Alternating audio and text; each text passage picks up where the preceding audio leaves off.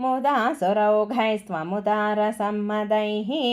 उदीर्य दामोदर इत्यभिष्टुतः मृदोदरस्वैरमुलूखले लगन् अदूरतो द्वौ ककुभावुदैक्षथाः कुबेरसूनुर्नलकूबराभिदः परो मणिग्रीव इति प्रथां गतः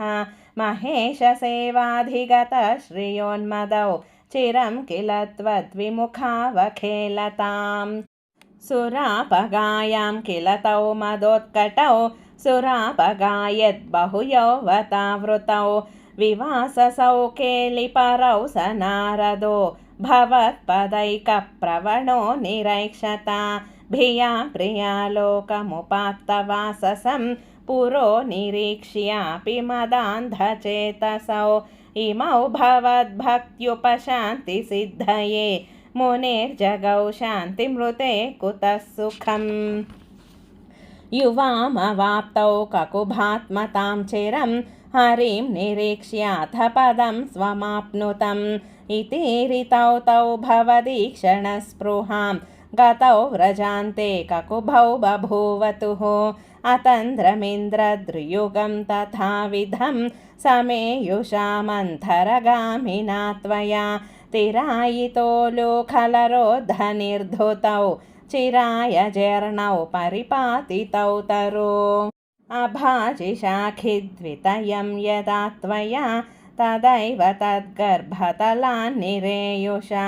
महात्विषायक्षयुगेन तत्क्षणात् अभाजि गोविन्द भवानपि स्तवैः इहान्यभक्तोऽपि समेष्यति क्रमात् भवन्तमेतौ खलु रुद्रसेवकौ मुनिप्रसादात् भवदङ्घ्रिमागतौ गतौ व्रणानौ खलु भक्तिमुत्तमाम् ततस्तरुद्धारणदारुणारवप्रकम्पि सम्पातिनि गोपमण्डले विलज्जितत्वज्जननी मुखे क्षिणा व्यमोक्षिनन्देन भवान् विमोक्षदः महीरुहोर्मध्यगतो बतार्भको हरेः प्रभावादपरीक्षतोऽधुना इति ब्रुवाणैर्गमितो गृहं भवान् मरुत्पुराधीश्वर पाहि मां गदात्।